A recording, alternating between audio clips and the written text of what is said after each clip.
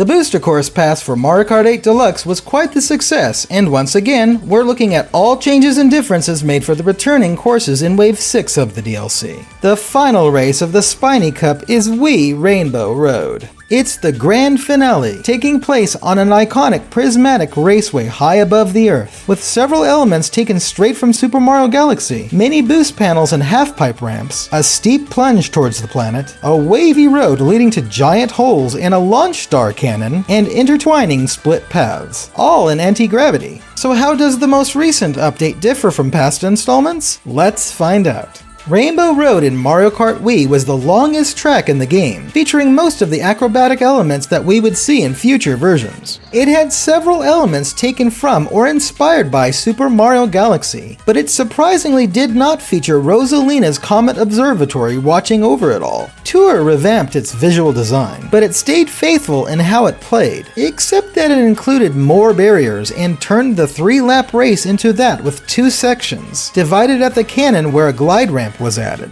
The Switch version uses this new model, but it contains even more barriers and restores the 3-lap flow of the race, albeit entirely in anti-gravity mode this time. Many other differences can be observed between all versions. Let's start with the gameplay changes. The adjustment from 3 laps to 1 lap with 2 sections, split at the cannon, likely was made in Tour to optimize for pacing and score balance with other tracks. This reverted for Switch because the game relies on different factors and feels more final with its classic approach, especially with the full anti-gravity immersion. Other than these details, the first tweak is found at the starting line, where a small chunk of barrier was removed on both sides of the gate for Tour's redesign. For 8 Deluxe, boost panels along the steep decline were shifted down more, and ever since Tour, more barriers were added after the first jump on both the left and the right, up to the next star ring.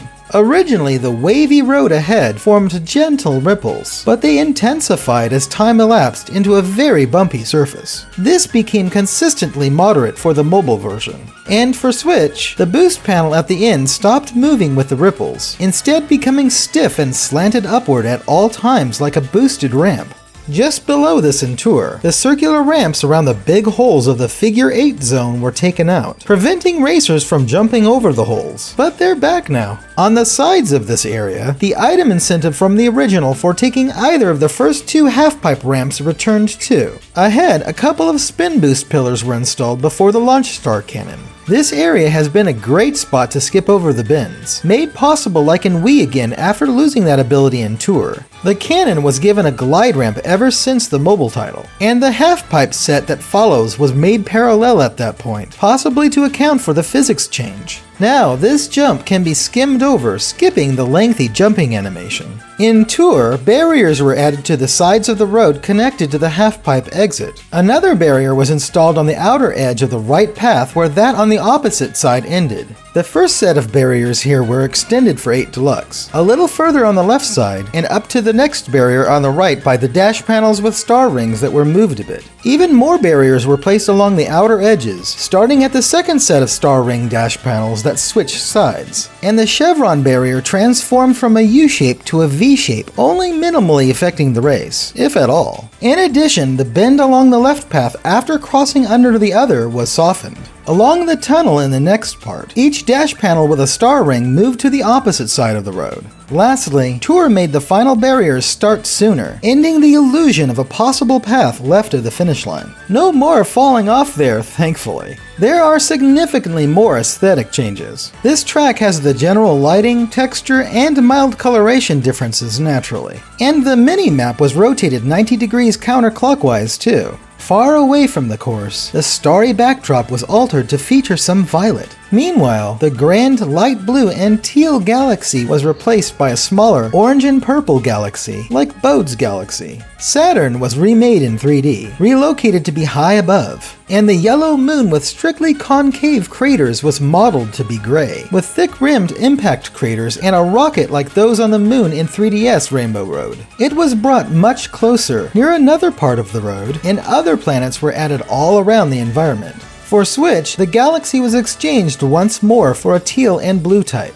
and Saturn moved again. Originally, the sun by Earth's horizon was white, and the planetary view from above was that of eastern Canada. The sun switched to yellow, eclipsed by a closer Earth that was turned to show the Pacific Ocean, mainly between Japan, China, and the Philippines. In 8 Deluxe, the sun appears smaller, with the Earth turned again to focus on the Mediterranean Sea. And cloud formations, no longer animated, have become unnaturally symmetrical. Drivers who fell off the track toward Earth in Wii would start to burn up in the atmosphere from re-entry. While this was removed in Tour, it's back once again. And ever since the renovation, white particles could be seen floating all over during the race. At the starting line, we had a colorful stacked ring gate with a 3D classic logo on striped poles, all adorned with stars. This was revised to a rainbow ring, a smaller golden ring, the modern logo, and different stars, with all non-gold elements cycling through colors. The starting line check switched from 12x4 with yellow on the outside to 19x3 with yellow on the inside.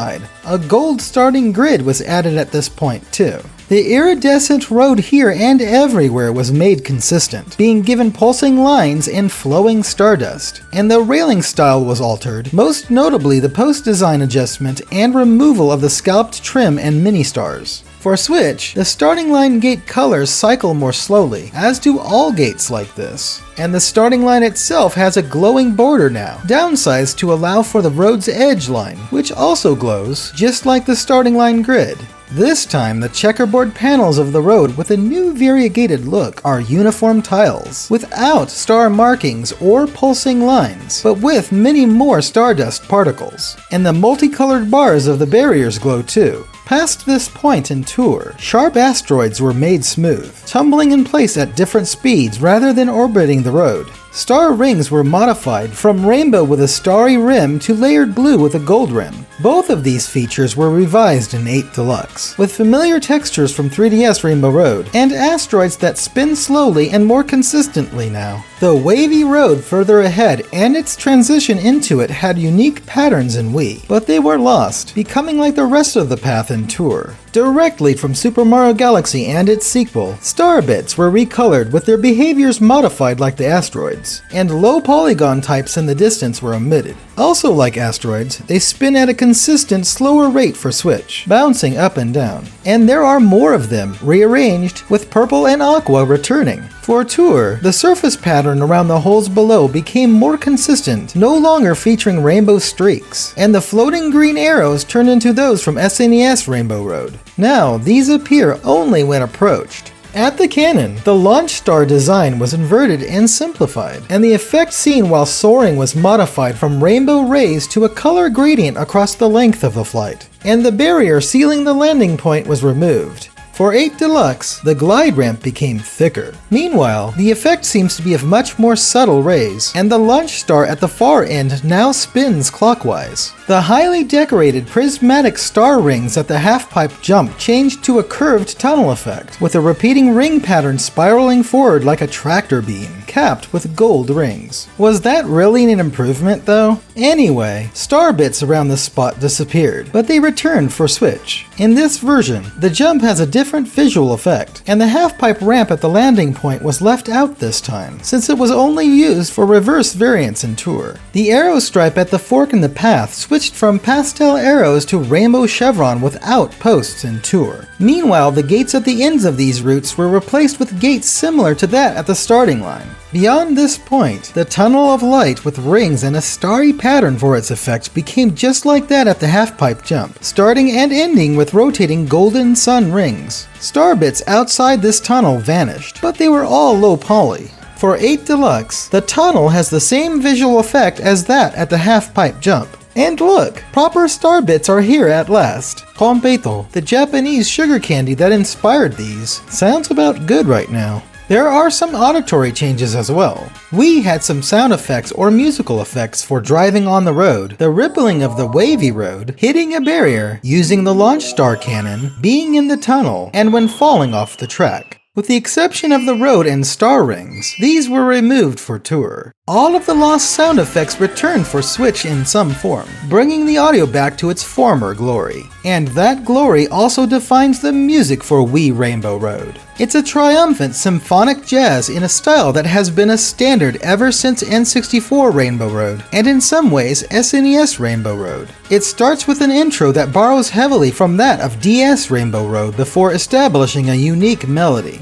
A counter melody follows that is the theme of Good Egg Galaxy from Super Mario Galaxy, titled Egg Planet. Then there's a key change and more melody that debuted for the race. Amongst the instruments used are various synth, orchestrated strings and brass, piano, synth drums, timpani, and more. The original had almost every element that would be in arrangements later, with a few exceptions. Just before the Egg Planet melody in the A section, an exclusive chime could be heard. The long notes of the oboe in the B section would remain in the era, with the instrument being reborn with new purpose in this part of the theme many years later.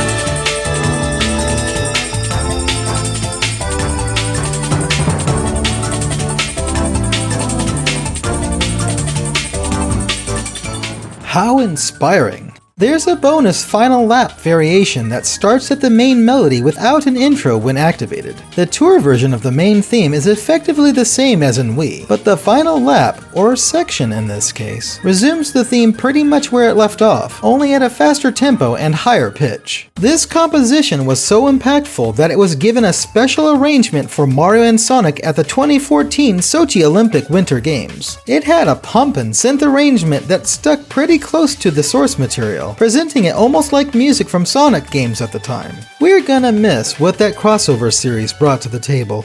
The Switch arrangement feels open and expansive, and the synth pad in the intro reflects that now. Bells were added here and the similar bridge at the end, too. And a crescendo that replaces the reverse cymbal cues the A section, where the airy synth and brass leads feel brighter. For the transition into the Egg Planet reference, the chime and cymbal are swapped out for a synthetic crescendo effect. The lead up to the B section is fuller this time, with more layers ramping up the power, including a longer riser effect replacing the reverse cymbal. Clarinet substitutes the flute melody for this section, coupled with piano, and the oboe plays a new harmony. The offbeat horns are greatly subdued or even absent in some phrases, but the brass is more prominent near the end of this section. For better impact, the reverse cymbal and crash cymbal are spread further apart. And the final crescendo is longer, feeling more like a natural part of this cosmic composition.